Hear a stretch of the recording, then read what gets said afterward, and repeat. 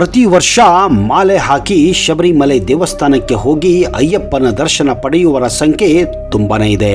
ಕೆಲವರು ಈ ದರ್ಶನವನ್ನ 1 ವರ್ಷ, 2 ವರ್ಷ, 3 ವರ್ಷ, 5 ವರ್ಷ, 20 ವರ್ಷಗಳವರೆಗೂ ಹೀಗೆ ತಮ್ಮ ಭಕ್ತಿ ಅನುಸಾರವಾಗಿ ಅಯ್ಯಪ್ಪನ ನಿಯಮಗಳನ್ನು ಪಾಲಿಸುತ್ತಾ ಅಯ್ಯಪ್ಪನ ಭಜನೆ ಮಾಡುತ್ತಾ ಅಯ್ಯಪ್ಪನ ಭಕ್ತಿಯಲ್ಲಿ ಲೀನವಾಗುತ್ತಾರೆ.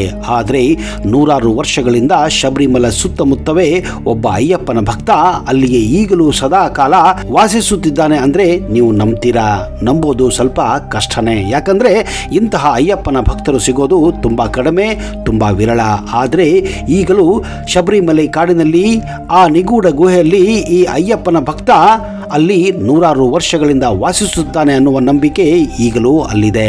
ಆದರೆ ಈ ಅಯ್ಯಪ್ಪನ ಮಹಾನ್ ಭಕ್ತ ಕೇವಲ ಮಕರವಿಳಕ್ಕು ಸಂದರ್ಭದಲ್ಲಿ ಮಾತ್ರ ಯಾರಿಗೂ ಗೊತ್ತಿಲ್ಲದ ಹಾಗೆ ಶಬರಿಮಲೆಗೆ ಬಂದು ಭಕ್ತರಲ್ಲಿ ಒಬ್ಬ ಭಕ್ತನಾಗಿ ಅಯ್ಯಪ್ಪನ ದರ್ಶನ ಪಡೆದು ಮತ್ತೆ ಅಯ್ಯಪ್ಪನ ಧ್ಯಾನದಲ್ಲಿ ಆ ಗುಹೆಯಲ್ಲಿ ಹೋಗಿ ಮಗ್ನನಾಗುತ್ತಾನೆ ಅನ್ನುವ ಮಾಹಿತಿ ಇದೆ. ಇದು ಕೇವಲ ಕೆಲವು ಅಯ್ಯಪ್ಪನ ದೇವಸ್ಥಾನದ ಅರ್ಚಕರಿಗೆ ಮಾತ್ರ ಮಾಹಿತಿ ಇರೋದು ಸ್ಪಷ್ಟವಾಗಿದೆ. ಆದರೆ ಯಾರು ಕೂಡ ಆ ಭಕ್ತನ ಬಗ್ಗೆ ಎಲ್ಲಿಯೂ ಹೇಳಿಕೊಂಡಿರುವುದು ನಾವು ಕಾಣುವುದಿಲ್ಲ. ಭಕ್ತಿ ಅನ್ನುವುದು ತೋರಿಕೆ ಅಲ್ಲ ಸ್ನೇಹಿತರೆ. ಭಕ್ತಿ ಅನ್ನೋದು ಧ್ಯಾನ ಅನ್ನೋದನ್ನ ಈ ಭಕ್ತ ತೋರಿಸಿಕೊಟ್ಟಿದ್ದಾನೆ.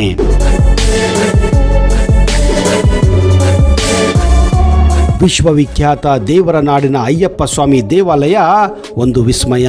ಸ್ವಾಮಿಯೇ ಶರಣಂ ಅಯ್ಯಪ್ಪ ಎಂದು ದೀನವಾಗಿ ಕೂಗುತ್ತಾ 18 ಮೆಟ್ಟಲುಗಳನ್ನು ಏರಿ ಮಲೆಯಲ್ಲಿ ನೆಲೆಯಾಗಿರುವ ಅಯ್ಯಪ್ಪ ಸ್ವಾಮಿಯನ್ನು ಕಾಣಲು ಇಲ್ಲಿಗೆ ಭಕ್ತರು ಒಂದು ಹೊತ್ತಿನ ಊಟ, ತಣ್ಣೀರು ಸ್ನಾನ, ಮಂಡಲ ವ್ರತ ಹೀಗೆ ಶ್ರದ್ಧಾ ಭಕ್ತಿಯಿಂದ ಮಡಿ ಮೈಲಿಗೆಯಲ್ಲಿ ಮಾಲೆ ಹಾಕಿ ಬರುತ್ತಾರೆ. ಆದರೆ ಈ ದೇವಸ್ಥಾನಕ್ಕೆ ಹೆಣ್ಣು ಮಕ್ಕಳಿಗೆ ಪ್ರವೇಶವಿಲ್ಲ. ಇಡೀ ದೇಶದಲ್ಲಿ ತಿರುಪತಿಯನ್ನು ಬಿಟ್ಟರೆ ಶಬರಿಮಲೆ ದೇವಸ್ಥಾನದಲ್ಲಿ ಮಾತ್ರ ಕೊಲ್ತಾಳ ಚಿಲಕ ಮತ್ತು ಬೀಗವನ್ನ ಅಳವಡಿಸಲಾಗಿದೆ. ಯು ಆಕಾರದ ಕಂಬಿಯನ್ನು ಮೇಲ್ಭಾಗದಿಂದ ಹಾಕಿದರೆ ಈ ಬೀಗ ಲಾಕ್ ಆಗುತ್ತದೆ. ಈ ಬೀಗ ತೆಗೆಯಬೇಕೆಂದರೆ ಕೊಲ್ತಾಳ ಬೀಗದ ಕೆಳಭಾಗದಲ್ಲಿ ಸಣ್ಣ ರಾಡ್ ಮೂಲಕ ಒಂದು ಕೋನದಲ್ಲಿ ತಿರುಗಿಸಿದೆ ಮಾತ್ರ ಈ ಬಾಗಿಲು ತೆರೆಯಲು ಸಾಧ್ಯ.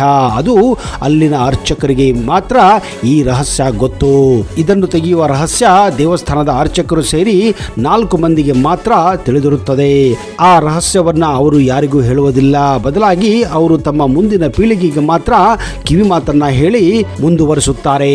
ಕೇರಳದ ಶಬರಿಮಲೆ ಅಯ್ಯಪ್ಪ ಸ್ವಾಮಿ ದೇವಸ್ಥಾನ ದೇಶದಲ್ಲಿ ಅತಿ ಹೆಚ್ಚು ಭಕ್ತರು ಭೇಟಿ ಕೊಡುವ ದೇವಸ್ಥಾನದಲ್ಲಿ ಒಂದು. ವಿಶ್ವ ಪ್ರಸಿದ್ಧ ಹಾಗೂ ದೇಶದ ಪ್ರಮುಖ ಪುಣ್ಯಕ್ಷೇತ್ರಗಳಲ್ಲಿ ಶಬರಿಮಲೆ ಅಯ್ಯಪ್ಪ ದೇವಸ್ಥಾನ ಒಂದು. ಚಿನ್ನದಿಂದ ಮಾಡಿದಂತಹ ಈ ಗರ್ಭಗುಡಿಯಲ್ಲಿ ಯಾವಾಗಲೂ ಒಂದು ಗೋಡೆಯಲ್ಲಿ ನೀರು ಸದಾ ಜಿನುಗುತ್ತಿರುತ್ತದೆ. ಆದರೆ ಆ ನೀರು ಎಲ್ಲಿಂದ ಬರುತ್ತದೆ ಅನ್ನೋದು ಇಲ್ಲಿಯವರೆಗೂ ಯಾವ ವಿಜ್ಞಾನಿಗೂ ಗೊತ್ತು ಹಿಡಿಯಲು ಸಾಧ್ಯವಾಗಿಲ್ಲ.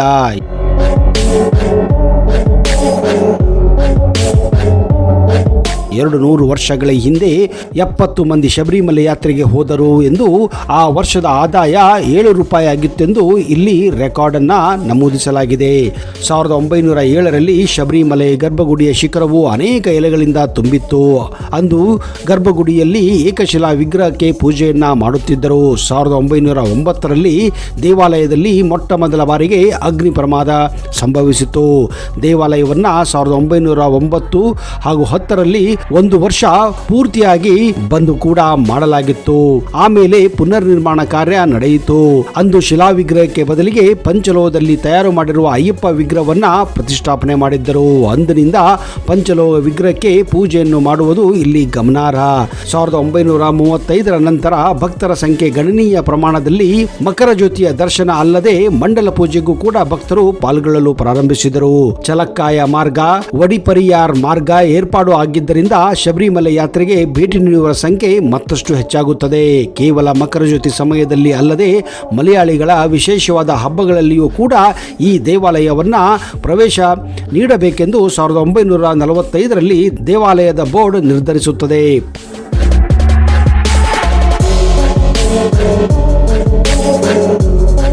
ಪರಶುರಾಮ ನಿರ್ಮಾಣ ಮಾಡಿದ ದೇವಾಲಯವು 3 ಬಾರಿ ಅಗ್ನಿಗೆ ಆಹುತಿಯಾಗುತ್ತದೆ. 1951ರಲ್ಲಿ ಪಂಚಲೋಹ ವಿಗ್ರಹವನ್ನು ಚೆಂಗನೂರಿನಿಂದ ತರಿಸಿ ವೇದ ಪಂಡಿತರು ಮಂತ್ರ ಉಚ್ಚಾಟನೆಯ ಮಧ್ಯದಲ್ಲಿ ಪ್ರತಿಷ್ಠಾಪನೆ ಮಾಡಿದ್ದರು. ಅಂದಿನಿಂದ ಆ ವಿಗ್ರಹವನ್ನೇ ಇಲ್ಲಿ ಪೂಜಿಸಲಾಗುತ್ತದೆ. ಬೆಂಗಳೂರಿನ ಒಬ್ಬ ಮಹಾನ್ ಭಕ್ತರು ಅಯ್ಯಪ್ಪ ಸ್ವಾಮಿ ದೇವಾಲಯದ ಗರ್ಭಗುಡಿಯ ಮೇಲೆ ಅದರ ಸುತ್ತ ಬಂಗಾರದ ಶೀಟನ್ನ ಹಾಕಿಸಿದ್ದರು. ಇದರಿಂದ ಶಬರಿಮಲೆಯ ಅಯ್ಯಪ್ಪ ದೇವಾಲಯವು ಸ್ವರ್ಣ ದೇವಾಲಯವಾಗಿ ಏರ್ಪಾಡುಗೊಂಡಿತ್ತು. 1900 1984 ಪೂರ್ವದಲ್ಲಿ ಶಬರಿಮಲೆಗೆ ತೆರಳಲು ಭಕ್ತರು ಪರಶುರಾಮನಿಂದ ನಿರ್ಮಾಣವಾದ ಕಲ್ಲಿನ ಮೆಟ್ಟಿಲುಗಳನ್ನು ಬಳಸುತ್ತಿದ್ದರು. ಮೆಟ್ಟಿಲುಗಳನ್ನು ಹತ್ತುವ ಸಮಯದಲ್ಲಿ ಪ್ರತಿ ಮೆಟ್ಟಿಲಿನ ಮೇಲೆ ಒಂದೊಂದು ಕೊಬ್ಬರಿಯನ್ನು ಹೊಡೆಯುತ್ತಿದ್ದರು. ಆದ್ದರಿಂದ ಭಕ್ತರು ಮೆಟ್ಟಿಲುಗಳನ್ನು ಏರುವುದಕ್ಕೆ ಕಷ್ಟವಾಗುತ್ತಿತ್ತು. ಇಂದಿಗೂ ಅಯ್ಯಪ್ಪ ಸ್ವಾಮಿಯ ಆಭರಣಗಳನ್ನ ಭದ್ರವಾಗಿ ಇಟ್ಟಿರುತ್ತಾರೆ. ಅಲ್ಲಿನಿಂದ ಪ್ರತಿ ವರ್ಷ ಮಕರ ಸಂಕ್ರಾಂತಿಯ ದಿನದಂದು 3 ಪೆಟ್ಟಿಗೆಗಳಲ್ಲಿ ಭದ್ರವಾಗಿಟ್ಟ ಆ ಆಭರಣಗಳನ್ನು 11 ಮಂದಿ 3 ದಿನಗಳ ಕಾಲ ಹೊತ್ತುಕೊಂಡು ಬಂದು 90 ಕಿಲೋಮೀಟರ್ ದೂರದಲ್ಲಿರುವ ಶಬರಿಮಲೆಗೆ ಸೇರುತ್ತಾರೆ. ತೆಗೆದುಕೊಂಡು ಬಂದ ಆಭರಣಗಳನ್ನು ಸ್ವಾಮಿಗೆ ಅಲಂಕಾರ ಮಾಡಿ ಕರ್ಪೂರ ಆರತಿ ಬೆಳಗಿದ ನಂತರ ದೇವಾಲಯದ ಪೂರ್ವ ದಿಕ್ಕಿನಲ್ಲಿ ಉದಯಿಸುವ ಮಕರ ಜ್ಯೋತಿ ದರ್ಶನವನ್ನು ಭಕ್ತರು ಕಣ್ತುಂಬಿಕೊಳ್ಳುತ್ತಾರೆ. ಆಭರಣದ ಹಿಂದೆ ಪಂಡಲ ರಾಜರ ವಂಶಸ್ಥರು ಒಬ್ಬರು ಕತ್ತಿ ಹಿಡಿದುಕೊಂಡು ನೀಲಿಮಲದವರೆಗೂ ಬಂದು ಅಲ್ಲಿ ವಿಶ್ರಯಿಸುತ್ತಾರೆ. ನಂತರ ಜನವರಿ 20ರಂದು ಆಭರಣದ ಹಿಂದೆ ಪಂದಳದವರೆಗೂ ತೆರಳಿ ಅವುಗಳನ್ನ ಭದ್ರವಾಗಿ ಅರಮನೆಯಲ್ಲಿ ಇಡುತ್ತಾರೆ. ಶಬರಿಮಲೆ ಗರ್ಭಗುಡಿಯಲ್ಲಿ ಅಯ್ಯಪ್ಪ ಸ್ವಾಮಿಗೆ ಸಲ್ಲಿಸುವ ಅತ್ಯಂತ ಪ್ರಧಾನ ಸೇವೆಯೇ ಅದು ತುಪ್ಪಾಭಿಷೇಕ.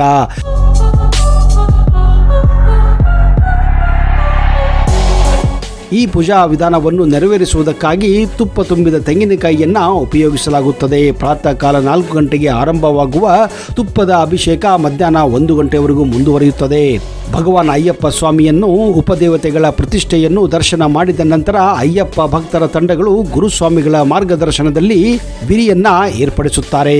ಭಕ್ತರು ತಾವು ತಂದಿರುವ ತುಪ್ಪದ ತೆಂಗಿನಕಾಯಿಯನ್ನ ಒಟ್ಟುಗೂಡಿಸಿ ವಿರಿಯಲ್ಲಿ ವ್ಯವಸ್ಥಿತವಾಗಿ ಇಡುತ್ತಾರೆ. ಸನ್ನಿಧಾನದ ಹಿಂದಿರುವ ವಿಭೂತಿಗಳ ಕೊಳದಲ್ಲಿ ಸ್ನಾನ ಮಾಡುವುದ ನಂತರ ಆಯಾ ತಂಡಗಳ ಮುಖ್ಯಸ್ಥನಾದ ಗುರುಸ್ವಾಮಿಯು ತುಪ್ಪ ತುಂಬಿದ ತೆಂಗಿನಕಾಯಿಯನ್ನು ಒಡೆದು ಒಳಗಿನ ತುಪ್ಪವನ್ನು ಒಂದು ಪಾತ್ರೆಯಲ್ಲಿ ಶೇಖರಿಸಿ ಅದನ್ನು ಶ್ರೀಕೋವಿಲಿಗೆ ಒಪ್ಪಿಸುತ್ತಾರೆ.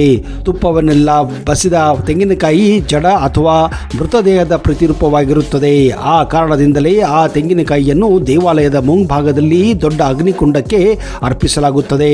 ಅಯ್ಯಪ್ಪ ಸ್ವಾಮಿ ಬ್ರಹ್ಮಚಾರಿ ಮತ್ತು ತಪಸ್ವಿಯಾಗಿದ್ದು ಅದಕ್ಕಾಗಿಯೇ ಅವನ ದರ್ಶನಕ್ಕೆ 10 ರಿಂದ 50 ವರ್ಷದ ವಯಸ್ಸಿನ ಹುಡುಗಿಯರನ್ನ ಮಹಿಳೆಯರನ್ನ ದೇವಸ್ಥಾನಕ್ಕೆ ಪ್ರವೇಶಿಸಲು ಅವಕಾಶವಿಲ್ಲ. ಇನ್ನು ಇಲ್ಲಿ ನಡೆಯುವ ಮತ್ತೊಂದು ವಿಸ್ಮಯ ಏನೆಂದರೆ ಇಲ್ಲಿ ಮಕರ ಸಂಕ್ರಾಂತಿಯ ರಾತ್ರಿ ಅಯ್ಯಪ್ಪ ಸ್ವಾಮಿಯ ದೇವಸ್ಥಾನದ ಬಳಿ ಆಕಾಶದಲ್ಲಿ ಗೋಚರಿಸುವ ಆ ಬೆಳಕು ದಟ್ಟ ಕತ್ತಲೆಯಲ್ಲಿಯೂ ಬೆಳಕು ಪ್ರಕಾಶಮಾನವಾಗಿ ಬೆಳಗುತ್ತದೆ.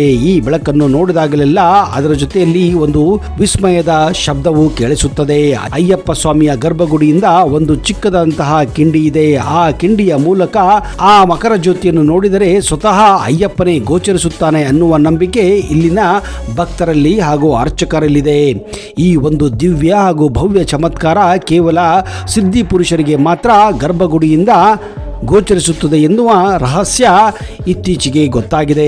ವೀಕ್ಷಕರೇ, ನಿಮ್ಮಲ್ಲಿ ಯಾರಿಗಾದರೂ ಸಂತಾನ ಸಮಸ್ಯೆ, ವಿವಾಹ ಸಮಸ್ಯೆ ಇದ್ದರೆ ಈ ಪಂಡಿತರನ್ನ ಈಗಲೇ ಸಂಪರ್ಕಿಸಿ. ಪಂಡಿತ್ ವೈದ್ಯ ನೋಡಿ ರಾಮಜ್ಜ, ಶ್ರೀ ಆಂಜನೇಯ ಸ್ವಾಮಿಯ ಆರಾಧಕರು, Indian famous astrologer. Get 100% solution to all your problems. Shri Pratyangira ದೇವಿಯನ್ನ ವಶಪಡಿಸಿಕೊಂಡಿರುವ ಏಕೈಕ ಜ್ಯೋತಿಷ್ಯರು. ಫೋನಿನ ಮೂಲಕ ನೇರ ಪರಿಹಾರದಲ್ಲಿ ಓಪನ್ ಚಾಲೆಂಜ್. ಆಂಜನೇಯ ಸ್ವಾಮಿಯ ಅನುಗ್ರಹದಿಂದ ವಿಶೇಷ ಪರಿಹಾರ ತಿಳಿಸುತ್ತಾರೆ. ನಿಮ್ಮ ಒಂದು ಕರೆ ನಿಮ್ಮ ಭವಿಷ್ಯವನ್ನೇ ಬದಲಾಯಿಸಬಲ್ಲದು. ಇವರ ದೂರವಾಣಿ ಸಂಖ್ಯೆ 9008220252.